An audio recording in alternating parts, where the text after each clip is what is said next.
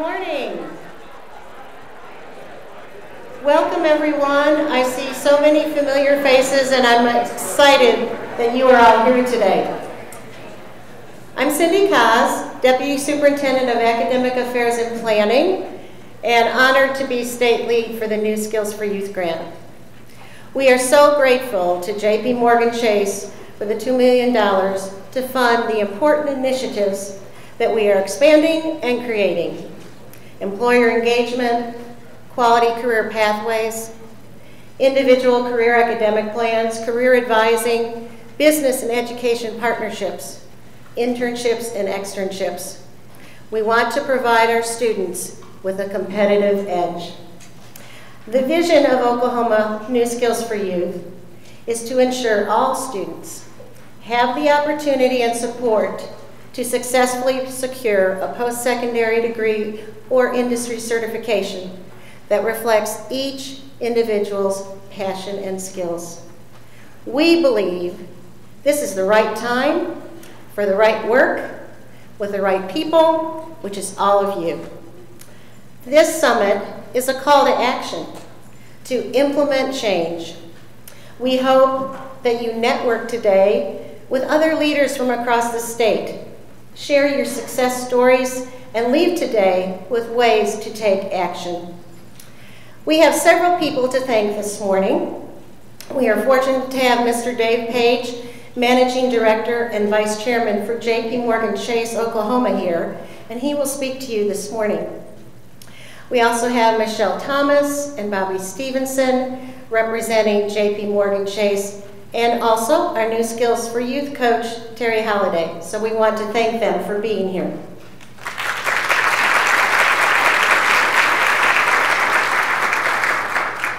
As part of the team supporting the New Skills for Youth across the 10 states that have received this grant, we also have Julianne Payne and John Boyette. They've joined us today to learn how Oklahoma is implementing best practices and initiatives unique to Oklahoma. Other thank yous, we have too many names to mention, but we're so grateful for the help, the Summit Planning Committee, the presenters, those helping with registration and note takers in the sessions. We thank you so much. And now just a quick overview of the agenda. So in your program, you see the agenda, and you have the goals for today, which are to showcase best practices, share progress, and create new partnerships. We will have opening remarks from Superintendent and Dave Page, and following that will be a student panel. Next, a break to change this room into 5 breakout sessions, and session 1 and session 2 will follow. At noon, we've provided boxed lunches, and they will be available, and an opportunity for you to bring your boxed lunch into one of the 5 sessions to have a conversation for a session of your choice.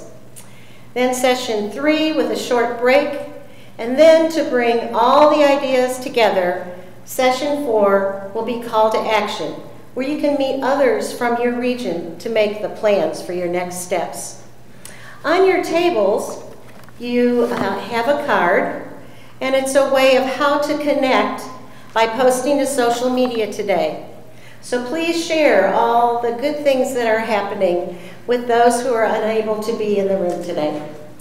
And now, it is my great pleasure to introduce a champion for children, a champion for teachers, a champion for providing the highest quality career pathways for each individual student. She is a listener, a collaborator, a courageous leader. State Superintendent Joy Hoffmeister is a visionary who is always ready to take action to lead for the benefit of others. Please join me in welcoming Superintendent Joy Hoffmeister. Thank you.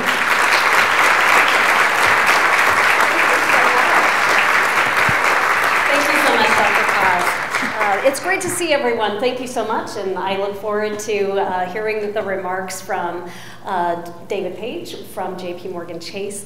Before I get started, I want to welcome you and thank you for joining us here today to celebrate strong partnerships. And we have a responsibility for moving forward this important work of the new skills for youth. We believe that these partnerships will provide students with an Oklahoma edge. Henry Ford, who revolutionized the automobile industry, said, "Coming together is a beginning. Staying together is a process. Working together is success." That's exactly what we will do here today, coming together to share multiple viewpoints to ensure our students are ready for success after high school. We will stay together to create new partnerships for supporting high-quality career pathways for all students, and we will work together long-term to ensure that our kids and ultimately our state are ready for the future. So how do we accomplish all of this? We are asking our kids to learn, and we must lead by example. That's why we're here today, to learn from one another by looking at successful models of college and career preparation. In just a few minutes, you will hear from a panel of high school and college students who will share their own career pathway experiences. And a little later, we'll introduce you to a variety of partnerships that incorporate mentorships, including internships for students and externships for teachers. These are designed to really connect our students, teachers, and business, and then showcase together the workplace in personal and relevant ways. So we'll go beyond the bell, sharing ideas to engage community partners in after-school experiences for students, and we'll redefine the high school experience by connecting career technology centers, local colleges and universities, and work to ensure that early, dual, and concurrent enrollment. And I see our partners here with Dr. Marcy Mack, and I see some others who are here over, I see the UCO table over here in the back, and others that are with us from higher ed. Thank you for joining us, as well as a variety of business leaders in the room, and then I see our tribal government representatives are here too. Great partnerships working with school and district leaders. Thank you. So after all of this, by the end of the day, you'll be ready to write an action plan for where you fit into this work. So good news, this is a group assignment. It is important that we continue current partnerships and create new ones to provide rigorous and relevant career pathways aligned to labor market information needs. As part of the generous $2 million grant from JP Morgan Chase, we have added 2 fantastic women to the State Department of Education team, and I want to make sure that you know exactly who they are and how to find them. So I'll introduce our New Skills for Youth Program Manager, Marissa Lightsey. Marissa, please stand, thank you. And our newest member is Career Pathway Strategy Lead, Chelsea Hunt. Thank you. They are providing hard work to leverage the partnerships we're discussing today into meaningful, positive college and career outcomes for kids. Our educators, and especially our school counselors, deserve high praise as they take on college and career-specific advising training. In fact, 30 districts and 59 school sites are currently in year 1 of our ICAP pilot. I'm excited to see these new ICAPs as they spark interests and in various careers for our students as early as 6th grade. An ICAP, that individual career academic plan, is a process in which students practice self-exploration, career exploration, and planning with the help of staff, family members, and communities. An ICAP is not a plan developed by adults for students. Important distinction. ICAPs will follow each student through middle and high school and evolve to reflect any changes in interests, strengths, and growth. Meaningful ICAPs for 100% of Oklahoma's middle and high school students is one of the major goals of the State Department of Education's 8-year strategic plan, Oklahoma Edge.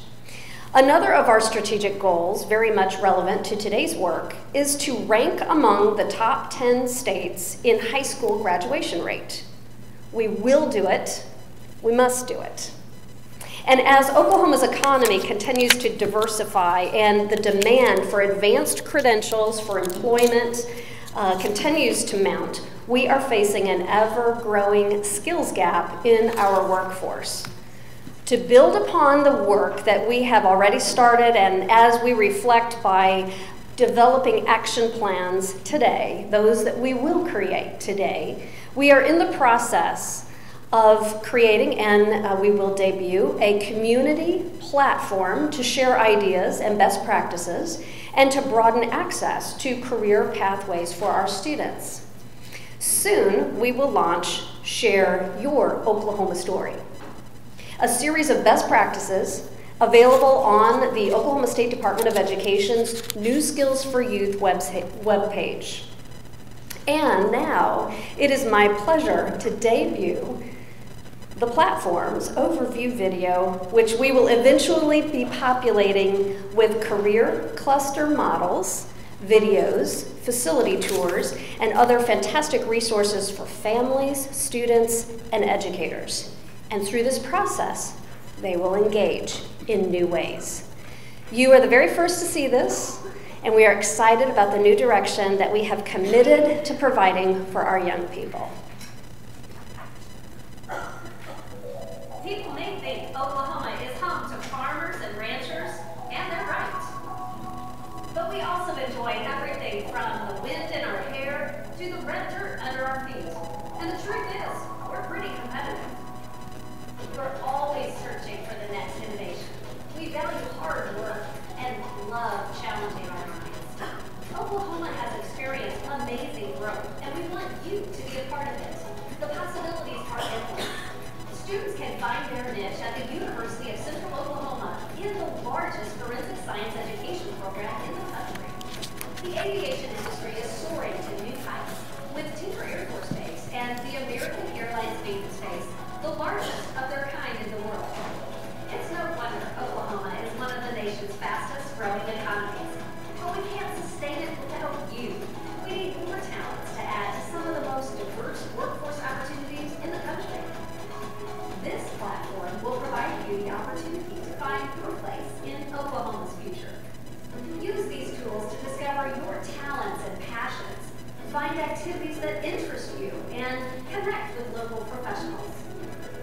We want you to have the Oklahoma Edge, and we can't wait to see where your future takes you. So let's go.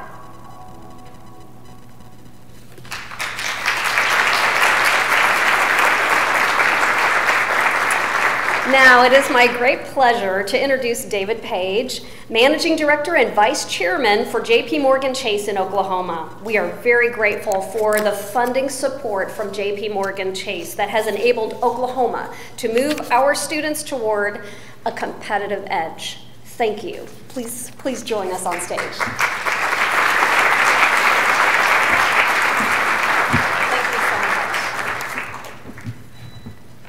A little younger picture of me, I'm afraid.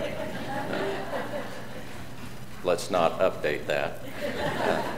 Superintendent Hoffmeister, thank you. And Dr. Koss, what a great day you planned. So special thanks to everybody that was involved in planning this today.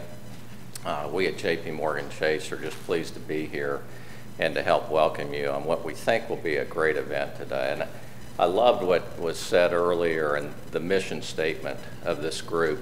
I think it really speaks to the central issue that we think is really both a challenge but a great opportunity. So we at J.P. Morgan Chase really believe that helping people develop skills that they need to compete for today's jobs will transform lives and strengthen our economy. Even as global economy improves, economically vulnerable young people are being left behind. Without the right skills and the right education, too many young people entering the labor market find themselves stuck in low-skill, low-wage jobs, or even worse, unemployed and out of school. To address the critical workforce issues around the globe, JPMorgan Chase is investing more than $350 million to support skill building and job training. Of that, we're investing $75 million in New Skills for Youth, the program we're talking about today. A program designed to greatly increase the number of young people who successfully complete career training and begin high school with the ability to align their skills with a well-paying career. Earlier this year, we held a competition open to all 50 states. In the first phase, we asked for proposals from everybody, and 44 states actually submitted proposals. Of those, 24 were finalists in the New Skills for Youth grant program. Each of those finalists received a $100,000 grant to pilot their programs and submit proposals for phase 2. In phase 2, it got a little bit tougher and the stakes got a lot higher. This time there were only 10 states that were declared winners, and each state, including Oklahoma, received a $2 million grant to build on local initiatives that will strengthen and expand education to career learning pathways for our Oklahoma students. This was a proud and exciting moment for those of us with JPMorgan Chase here in Oklahoma to see the great work that had already been started, which is the primary reason that Oklahoma is one of the winners of this grant. The pathway to successful future begins at a young age. Working together, we can give our young people the powerful combination of education, mentoring, and career training for a good paying job. If we are successful, we will lift these deserving young people and help drive our entire community forward. So for those of you here today, thank you for your participation. We can't think of a more worthy endeavor. Thank you.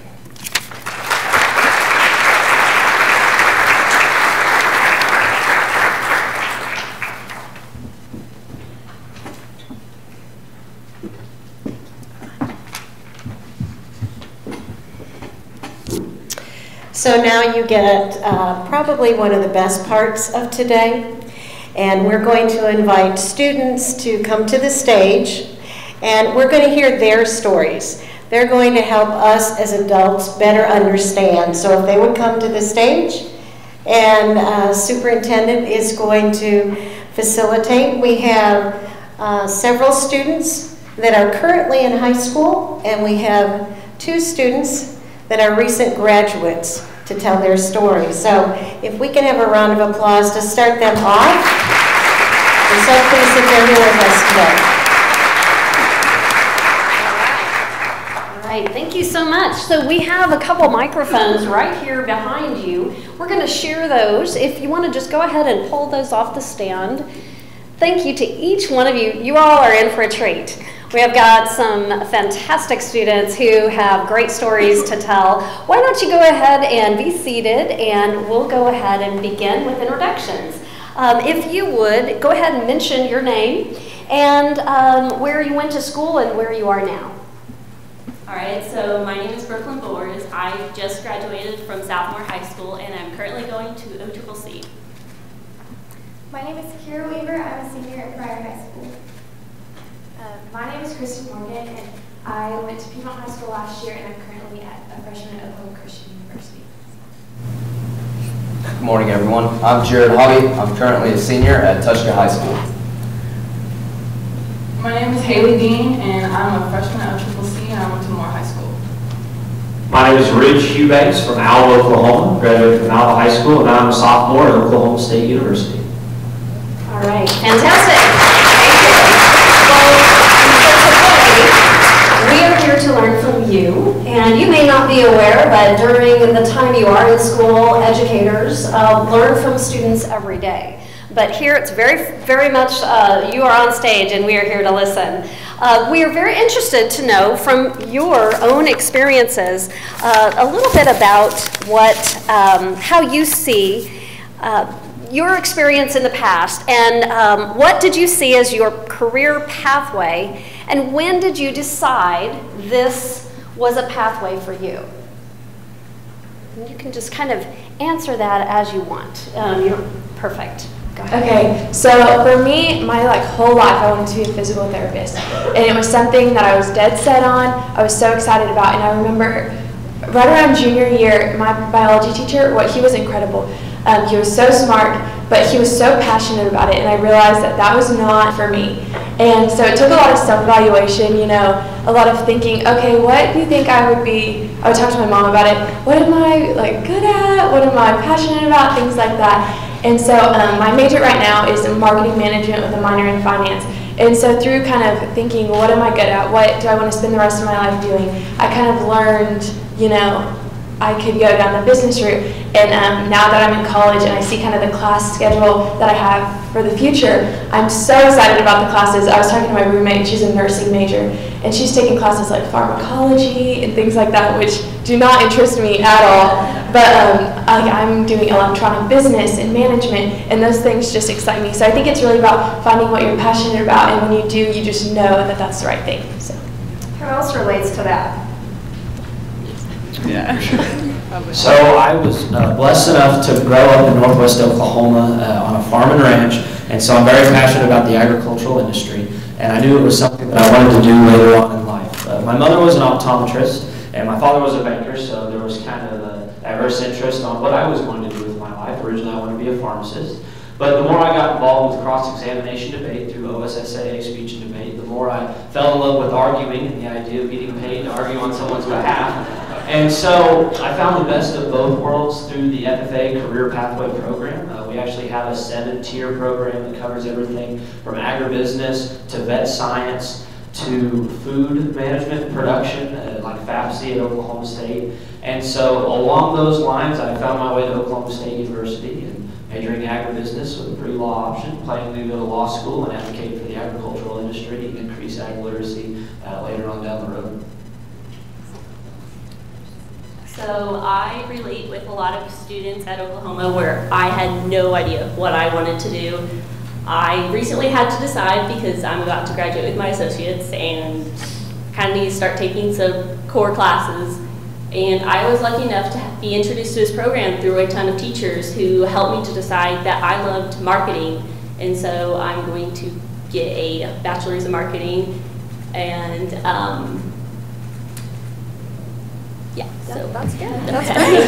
That's great. How about you? Okay, so I grew up around speech therapy, physical therapy, and all that stuff, and so I really thought I wanted to be a speech pathologist.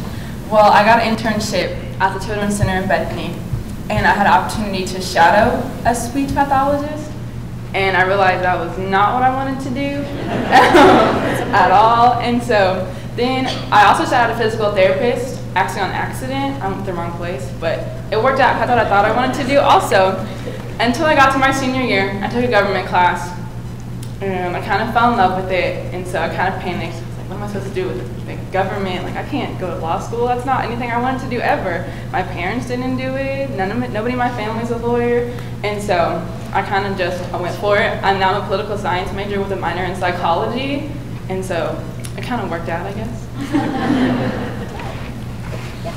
I'm a little bit different from everybody else because I've known since I was little that I love technology and computers and that I wanted to be a computer engineer.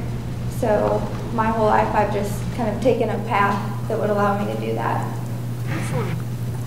So for me, I've always grown up playing with G.I. Joes, and I fell in love with the idea of being in the military, and I really kind of regret that because once I got into my junior year, I got put into a program called the DEP, which is the Delayed Entry Program, and it's for the United States Marine Corps. And I've really quickly realized that being a Marine is pretty sucky because you get yelled at all the time. And contrary to what this stage might depict, I'm a very short guy. So when you're the short guy, you get yelled at 10 times as much. But I found a trick pretty quickly that I could get behind the tall guys like Ridge, and they wouldn't see me. And then one day I called the female drill instructor, sir, and she made it a point to find me every time. So I quickly realized that, you know, being a Marine, that's a scary thought. But on that day that I was getting ripped apart by a female drill instructor, there was a guy that showed up named Lieutenant Sun, and when he walked in and the drill instructor stepped to the side, I found a new passion. I wanted to be a Marine Corps officer because then I wouldn't get yelled at by these scary ladies. And in all actuality, my advisor always has told me that I have the leadership potential to do something.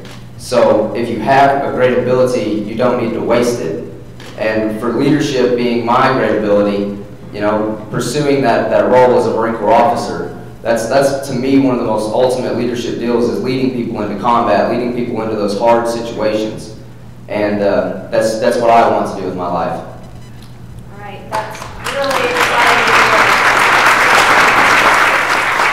So what would you like the adults in your life to know about what they can do to support you?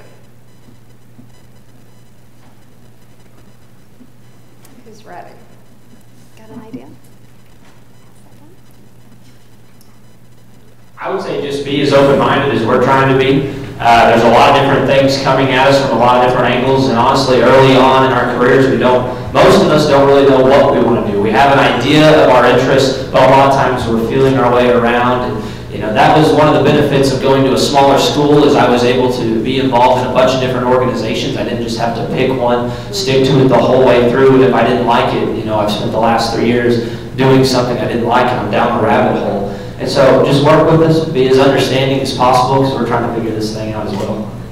Yeah, I would also piggyback off that. It's stressful not knowing what you want to do with your life. And you get a lot of questions a lot of the time about, oh, like, where are you going to college? And if you don't know, that can be a sticky situation. And so just like the encouraging things that you say, like as teachers will be like, okay, you can do this, like just figure it out, and you just have to make it through college, and then you can do what you want to do. So encouraging, that's a really big thing. So. As terrible as this sounds to say, let us make our own mistakes. And what I mean by this is, you know, my whole life I've been lectured, you know, going in the military, that's not what you need to do. That's a dangerous field. You know, that's from my mom. You can understand why she's scared of me doing that. But, you know, and one of the things that always really flustered me was when people who had been in the military would say, oh, you need to go do this, you need to go do that, and then you need to do this. But that's not me. You know, this is my life, and I want to live it. And I always am happy about getting advice and getting those need-to-know information. But this is our lives. This is what we want to do. And so it's our future, and let us do it our own way. Any other thoughts? I can piggyback off of that. I grew up in a single-parent household as the only child, and so while both my parents were involved in my life, I'm still the only kid, and so they're kind of always like, hey, how's this going? They're always in my business about college and what I'm doing and how my job is going. And that's not a problem, but also kind of, you know, when I changed my major, I was senior in high school, so it wasn't that big of a deal. But my parents were like, are you sure? You know, double check, triple check, make sure this is what you want to do. And I'm like, okay, kind of stressing me out now, guys, so step back, please. So, I mean, I agree with the letting you make your own mistakes, because I know it's really hard for parents to do, but we need to learn that also. Something similar to what Rich said is that the times are changing, and everyone does need to be a little more open-minded, because technology and science and math, it's all becoming a much more important part of society, and I think we need to move towards more hands-on, more, I don't know, learning. So the way you guys can help me, and I know a lot of other students, is we have a ton of questions that we need to answer there's just so many unknowns in our life, and we like to know what we're doing. And so you guys being there and just answering those questions and helping us with what we need is very helpful. And something that I really like about this panel is that you can see that each one of us has a different opinion. You know, two of us kind of wanted to be left alone, one of us really wanted to help, and you can see that there's so many different opinions. If you really want to help the kids that are coming up, get to know the kids, you know, because each one of us is a unique individual. And if you treat us all like we're the same thing, going through the same status quo, then we're not gonna turn out how we want to be. We're all unique individuals, just as you are all unique individuals. And so, you know, really get to know your kids and help them with their own personal needs. All right, excellent ideas. So if you could go back in time, what advice would you give other students about exploring or preparing or planning a career pathway so that they feel maybe a little bit more prepared, or they don't have as many questions to ask, or maybe it has something to do with the timing of when we start these conversations? I'm curious what you think. I know I never really considered what I wanted to do until my senior year of high school, when everybody was asking me every single day. And I know with a lot of students, it's not a thing you really know and that you're completely sure about. As a kid, you want to be a firefighter or a police officer, but then when you grow up, you realize those career paths are not for you. And so we really need to ask kids questions early on in life. I know I went to Mormon Technology Center and took a career exploration class where I got to job shadow different places and to see if I would like that career. And I decided there are very many that just do not suit my personality. And so I believe we could have maybe more opportunities for students to actually practice their career fields, because I know a lot of students change their mind very later on in life and then don't have the skills they need by the time they're ready to start taking their classes. I would agree with that. Don't get too specific too quick. I can remember being asked where I was going to go to college my sophomore year of high school, and I was just getting adjusted to high school at that point. And so now everybody's wanting me to decide what I'm going to be doing for the next 30, 40 years of my life. And you know, I'm still a sophomore. I'm still trying to enjoy the process of being a student, focus on being a student. And so I feel like oftentimes we're forced to pick a very specific area, and then whenever we do get to college, I don't know the exact statistics, but I know over 50% of college students will change their major before their sophomore year. And so that just kind of shows that we're almost being forced to make a decision too quick. There's nothing wrong with just being general business at the start or being general med and then finding the specialized area that you want to go into. The other thing that I would encourage younger students to do is take a class that you have no idea why you're doing it. I know I took digital design my sophomore year of high school, and I'm not computer savvy, and I'm not a photo taker. And so I kind of forced myself to do that, but I love working with Photoshop. I love the multimedia aspect and marketing, and you know, I could start making flyers and things for cattle sales and make it applicable to what I was doing. I would have never done that otherwise. I would have wanted to sit alone in a tractor and just be with my thoughts. So definitely pursue things outside of your general interest, because you never know where that's going to lead you. I think something that I would tell other students is to take initiative in your own future. If you are kind of interested in something, to go and see. And for me, physical therapy, I wanted to be a physical therapist, decided that was not for me. I did a job shadowing with a physical therapist, and it was kind of, I realized that it wasn't my favorite, but I still was like, you know, I really think I would like it. And then I really did decide that it was just not for me. So I think taking initiative and deciding for yourself if that's what you want is really important.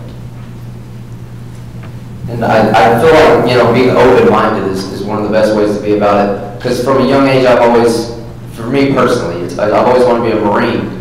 But real recently, a former recruiter kind of gave me a good idea. If I went into the Marine Corps, if I graduated in this May and then went straight into the Marine Corps, I would be making an uneducated decision, because I'm not giving the other branches any time of day.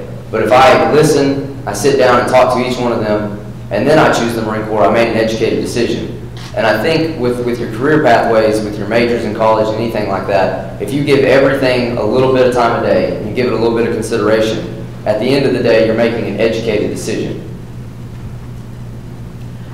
Okay, I don't know about everybody else, but I was one of those kids who needed to have their entire lives planned out or it would stress me out.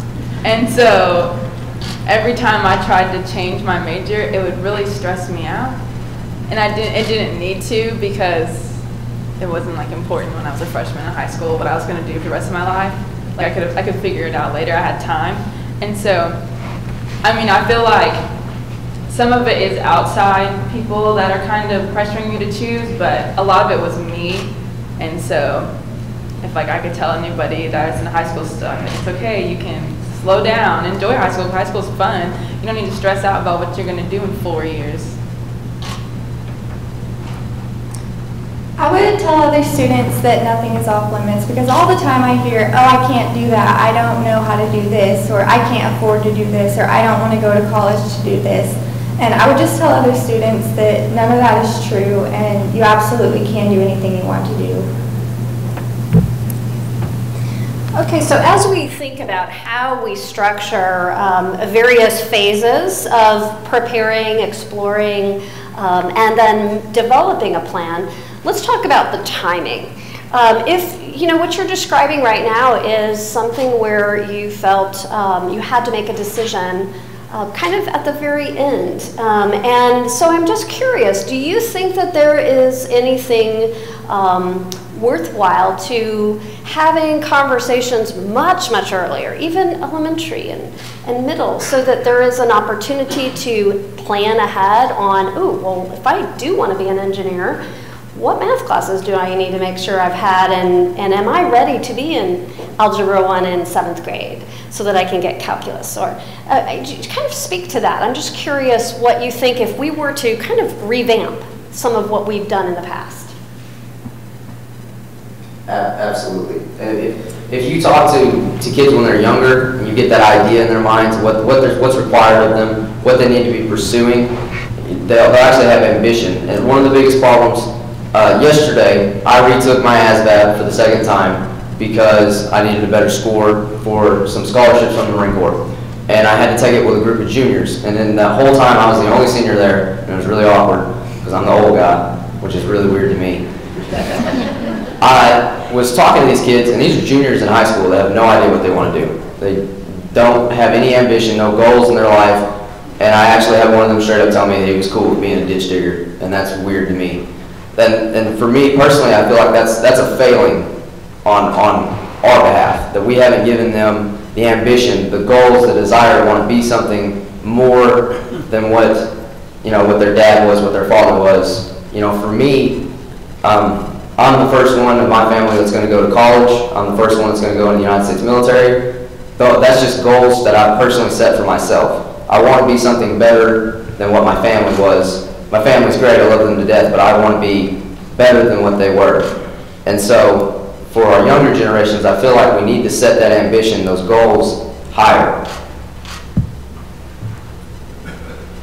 I'd also like to maybe point out something that I almost felt like there was maybe too much of an emphasis on going to college. I don't believe every student should go to college. I don't believe every college isn't for everybody, and there's nothing wrong with a career technical education from a career tech center and going back into the labor force. I know, especially if you live in rural Oklahoma, finding a good electrician or plumber or something of that sort, not only will you make more than 6 figures a year, but you're always in need. And so I don't think that we need to push college as hard. Is it a great pursuit? Absolutely. But every year we have more and more college graduates not able to go into a field pertinent to their major. And so we push it, and higher education is a great thing. It's a wonderful thing. I believe it's a necessity if you want to make something more out of your life. But I don't think we should push college as the end-all, be-all, kind of like law school isn't the end-all, be-all for whatever you want to go through as far as business goes. And also, my focus is a lot of ag education, and so earlier discussions about ag literacy, I believe is very important because there is a very large disconnect right now between the agricultural industry and the consumer. If I say words like GMO or gluten or organic versus inorganic, that raises a lot of eyebrows, and people are interested in it because there is that disconnect. We live in Oklahoma, so we're exposed to it a little bit more, but the further you go, inner city Tulsa, inner city Oklahoma City, and I've gotten to spend some time in Washington, D.C., and Chicago, and New York, and they ask you about agriculture, and everyone kind of has this stereotype in their mind that you never leave the farm. It's kind of the mom and pop background, and that's not really the way agriculture is anymore. There's a huge science aspect to it. A lot of STEM goes into agricultural education, and so just exposing younger generations to where their food comes from, the fact that the agricultural industry isn't out to get the people that we're sworn to feed and produce for, I think could be supremely beneficial moving forward. That way there aren't these huge food scares going forward. I think open-mindedness on the adult side of it would also be beneficial. I know my mom works at OCCC, and one of her students was kind of having a breakdown the other day because he lives with his uncle, and his uncle tried to kick him out of the house because he didn't feel like he should be going to college. But the student really wants to go to college and like get a career and all this stuff, but the family wasn't very supportive. And so I feel like regardless of what the family wants, they should be open-minded towards the students, because it's kind of hard to do what you want to do when everybody else is against you that matters to you. And I feel like that can be really hard on the students. I think something up here that you've heard a lot is like there's a lot of pressure. There's a lot of pressure to like figure out what you want to do. And so I think if they started earlier, that it would really be beneficial because they would be able to plan. And even if they could change their minds on what they wanted to do, there would still be a plan like, okay, if you don't want to do this, you can do this. So I think starting in elementary and getting that like talk going about what you want to do would be really beneficial to a lot of students. So. Okay, excellent. I also know that there are some points of data or statistics that sometimes our students aren't aware of. And I don't know if you've heard this before, but only about half of the students who graduate from high school go on to something after high school, whether that is a career tech, high skill, high industry demand certification path, or into an associate's degree program, seeking some kind of credential, and then stacking upon that a bachelor's and on. But we know since about 2008, when we had the Great Recession, only 1% of the jobs that were created were for those who only had a high school diploma. So that's kind of the gap we're trying to close, to make sure that Oklahoma kids are ready and that they don't need that remedial courses that should have been mastered in high school that are really like a roadblock in that pathway. So we're going to try to address that. But I also think that as we think about this, I would love for you to tell us, what could we have done differently? If you think about rewinding, what could we have done differently for maybe not you, but maybe some peers that aren't on stage today? Could you answer for them?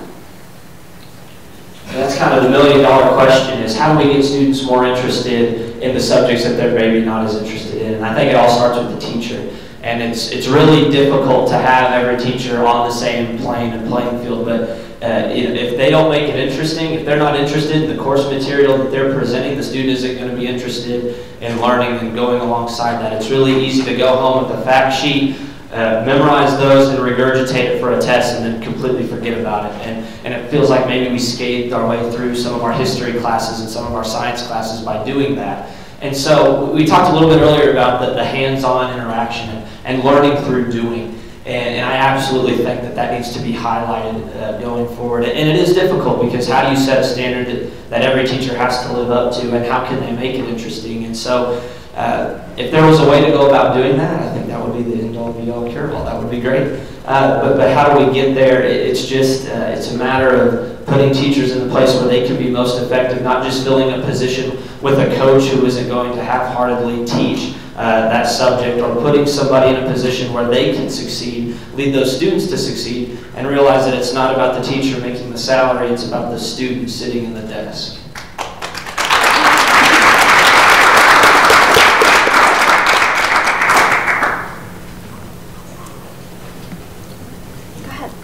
I just think that more early involvement is the big main thing that could have been changed. because most people, when they get up to high school, they have no clue what they want to do. And I think starting that younger and also giving more opportunities to try things. Like, for instance, I'm in an SREB engineering course, and that gives me an opportunity to make sure engineering is what I want to pursue. And I think we should have more programs like that for different fields as well to allow people to experience what they want. My little sister is a sophomore in high school, and she is one of those people, she has wanted to be a nurse forever, but math is just not her strong suit. You know, it's just not something that she's been able to grasp very well. And this year she kind of learned about the VOTEC opportunity. And so she's really been looking into like going and getting her nursing, I don't know what it is, but at Canadian Valley. And that has been so instrumental in like pushing her to learn that, okay, after I get my Canadian Valley license or degree, that she could be like a nurse assistant. And so she didn't really know about any of those opportunities till this year, so her knowing about them has really helped her. And so I think if we knew about them earlier, that people would have more of a plan or a direction that they could go. Mm-hmm. So like I've heard a lot of people say, it's starting early for most students, because most people, I've heard a lot that they take off a year of school to find themselves and to find what they want to do. And that helps, that makes them to where they forget what they learned in high school, because if you don't use it, you lose it. And so when they go to college, they are having to take those remedial courses to be able to just get back up to where they were when they graduated. And so if we are able to find ourselves throughout high school, then actually it'll help us to go to college and know what we want to do and have a better career path. Okay, so I'm curious. I think there's probably a lot of people sitting out here, and you've got your own question that you would love to take advantage of this opportunity. We want you to be very, very direct and give an unvarnished answer, because we're really here to set the stage for how we prepare students in a new way. One that kind of describes, I think, some of the areas that you've identified that need to be smoothed out. So as you all out in the audience are thinking, yes, go ahead. Should we take the mics and they can ask? Sure, or we could repeat it. We'll take this one, and let me have one. Okay, so you could just stand up. I think we will just repeat your question, and if you're close here, she'll give you that. So as we think about setting you guys up for your future, for your career, for your dream, what can we do as educators to help expose you to careers? So it's a two-part question. What did your schools do to help you understand the wide variety of Oklahoma jobs? And then what can we do differently? So I've had a lot of teachers that have exposed me, have showed me what type of careers that I could go into based on the subjects that I was interested in, and that helped a lot. But what could also help more is maybe, like at OCCC, they will have career fairs, and they will also show you different colleges that can go to. And that would help if we had some high schools to where just maybe dedicate a day or two to show you, have some representatives come out and show us what different type of careers that are available and what colleges that will provide those for us. Yes, thank you. I don't need a microphone. Military.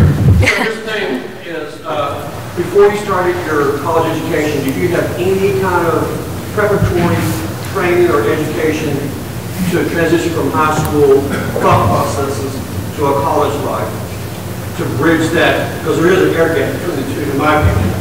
And number two, have any of you or have any experience in financial training or education? Because I believe you need to understand that going on as an adult. Thank you. I can take the question.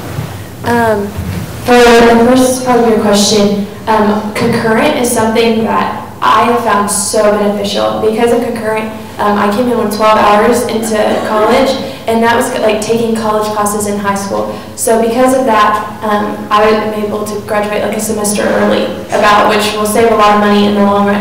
And then for the financial information, my freshman year, we were required to take a financial aid course. So I don't know if you're familiar with Dave Ramsey, but first semester we took Dave Ramsey's course, and then the second semester our teacher taught us things like how to fill out a W-9 form for taxes, how to write a check, just simple things that you probably wouldn't know until you're out in the real world, and that has been super helpful to me, especially like taxes. I don't know really anything about taxes and I learned a lot in my freshman year, financial aid course. So. Can I add on to that?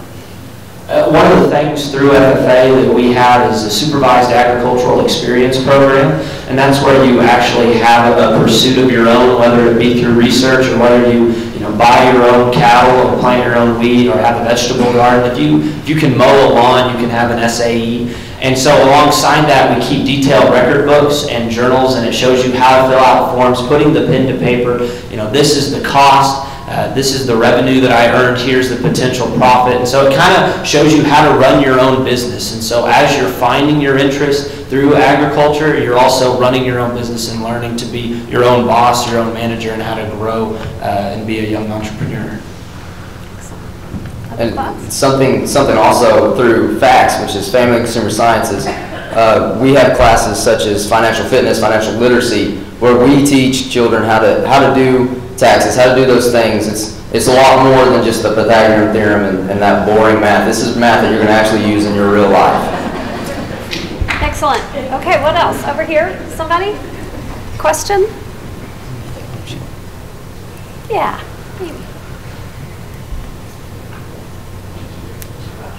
I certainly respect you. I wish you could all run for the legislature. Seriously. I would ask real humbly, what advice would you give to principals and counselors for structuring their schools for your individual success? Programs like FACS and AG and those student organizations like DECA and all, there's a lot more and I can't list them all. But treat them just as important as you would your sports or your academic team. It's really, for me personally, I'm the state president of FCCLA. That is a huge accomplishment, and often it's kind of annoying. Often it's overlooked by my principal. If I ask, today I'm out of school, and tomorrow I'm going to have to come back and make up all my work. If I was on the basketball team and I missed for a game, I don't have to make up my work. I'm also a part of the basketball team, and I can vouch for that. I don't have to make up my work when I miss for basketball, but when I miss for something like this, coming and speaking to you guys, which I think is a lot bigger deal than playing a sport, I'm going to have to make up all my work. And so it's treated like it's not as big of a deal. I think our principals and our superintendents should treat programs like FCCLA, like AG, like FFA, all those student organizations like they are 10 times as big of a deal or just as important as sports and academics. Because in high school, you're graded by your academic ability or your athletic ability. But Albert Einstein once wisely said that if you graded a goldfish by its ability to climb a tree, it would spend its entire life thinking it was dumb. Programs like FFA, FCCLA, give the goldfish a chance to swim.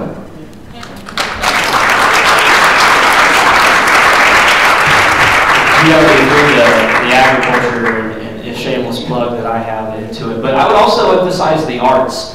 And there's a huge decline in band programs and choir programs, and I was fortunate enough to get to go to a school that still maintained a band. I was in a jazz ensemble, and so a focus on that, because it's not just the thinking, it's the doing. It's one thing to stand up in front of a group and be able to speak, and then it's another thing to stand up and have to perform and be confident. And so there are those soft skills that come through music and education. And as you all know, if you're just going to class every day, every week, you're not going to enjoy school. You're not going to enjoy sitting in a desk for all those hours every day. And so trying to just have all those different avenues available for the different types of students that are attending your school, be as diverse as possible. And I'm an economics major, so I understand that the money isn't always there, but it's about stretching and doing the most good for the most amount of people, not just for the things that are going to bring in revenue later on. Excellent. Yes. First of all, thank you for taking the time to be here and make it your work efficiently and share your personal experience. This is exactly what we've been lacking, is understanding that, we all went through school at some point. We all try to put ourselves in that position and say, I remember when, but things have changed. And there's a lot of different demands on you than there were on us when we were in school. I have actually kind of two things. One is, you mentioned, Mr. Marine, that you are the first to go to college in your family, and the first to go into the military. And many of you have expressed, if you have an idea of what you want to do, you're obviously a self-starter. But when did that happen? What was the tipping point? What was that epiphany that you went, oh, when did that happen? Something had to cause that. You either felt like, I think I can do more, someone encouraged you, something happened to make you change, because that doesn't just automatically happen. And the other is a big focus we have right now in the business community is about employability skills, life skills, soft skills, what do you want to call that? We're working on programs now to implement that earlier on with character development and other programs. But have you been exposed to any of those skills of working with people not like yourself, showing up on time, being presentable, communicating other than on a cell phone?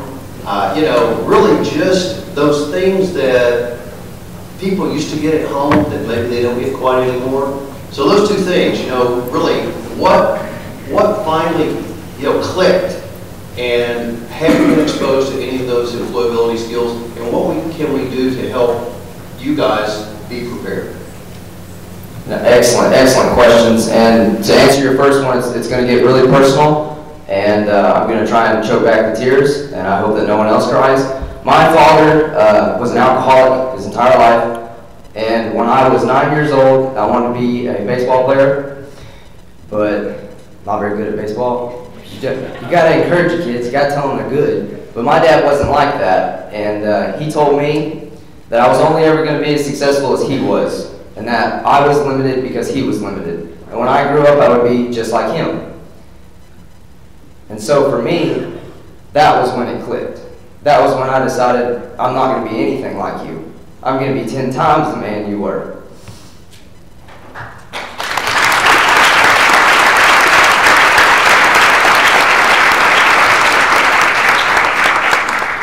And, my older brother, he followed the same path my father did. He's an alcoholic. He just got released from 7 years in prison. For me, I'm currently sitting as the Oklahoma FCCLA State President. I'm a high-sitting applicant for the NROTC Scholarship. I have a full-time job. I have an amazing life. I love every day. I have amazing friends. I've met amazing people like Dr. Marcy Mack, like Ridge. I have an amazing life. You can go by what your father has set for you, like my brother did, and you can live his life. Or you can decide to be better than that, like I did. Now, granted, I do fail. I do make mistakes. But I'm not going to be the man that he was. I'm going to be 10 times the man that he was. So to answer your first question, and to the second question, I think our programs prepare us really well. It's something I don't know if anybody noticed, but for soft skills like shaking a hand, that's a big deal to me. I don't know if anyone noticed when I walked in. Me and Ridge have done the exact same thing since day one of us knowing each other. When we walk up to each other, we shake each other's hands. How you doing? I'm doing pretty good. That's the same thing we've done since this past summer when we met each other. It's always been like that. And I think, our student organizations like FFA and FCCLA, they prepare students for that kind of stuff. And I learned that in school. I learned how to shake someone's hand. I learned how to look someone in the eyes when I'm speaking. Those are soft skills that I've developed through my organization. So thank you for those questions, and I hope that I answered them to the best of my ability. Okay. And if I can touch, okay, absolutely. The big switch for me, it comes back to this idea of where you see a need, you find a calling. And so making sure that the reason you're doing what you're doing is for something much bigger than yourself. This idea of servant leadership and seeing where change needs to happen and then being the instigator for that. A lot of that comes from being self-motivated, but a lot of it just comes from leaning on those people that you choose to associate yourself around. So we always talk about, make sure you're being with people. The idea being that if you're the smartest person in the room, you probably need to find another room. Always looking to make yourself better, always looking to associate with better people that are going to push you to do better, but to make sure that at the end of the day, it's not for self-glorification. we all have these different skills and these different things that we've been blessed with. And so utilizing them to help the other people that are around us, I would say is the biggest thing when trying to choose a career and going forward. Make sure that your students aren't focusing on the money aspect or the glory aspect, but that it's about helping others, because in the end, when you help someone else, they're going to turn around and help you. And absolutely, the soft skills and the business skills come from just exposure, coming to conferences, being forced to present something that you've researched, or maybe something that you're not as factual on, and so having to go back, review, and figure out why you know it. It's easy to stand and kind of give the blanket statements, but then being able to elaborate and go even deeper with that. So yes. Do you have something last to say? Yeah. Okay, so I know an issue that's kind of come up recently, at least with me, is a lot of things are being taught to the grade. It doesn't matter is what you learn, it's what grade you get. I know every day when I came home, my parents would ask me if I got homework. They would never ask me if I learned anything. And so that's kind of why people are lacking the actual career skills that they need when they go into a job, is because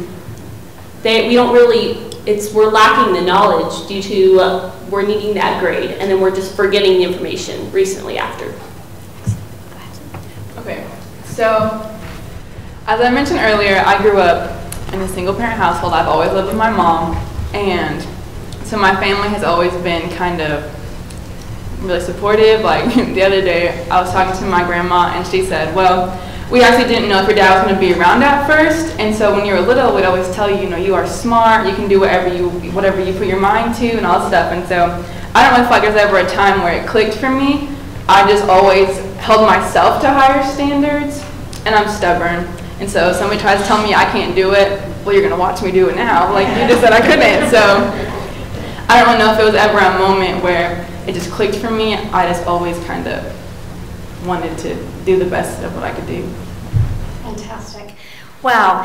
What I hear is a theme about how important it is to have opportunities for people to listen to you, but also to encourage you with strengths and passions that they can even identify in you that might not even be as obvious to yourself. And then also just to have that vision, to encourage students who are in our classrooms, because sometimes it isn't happening at home.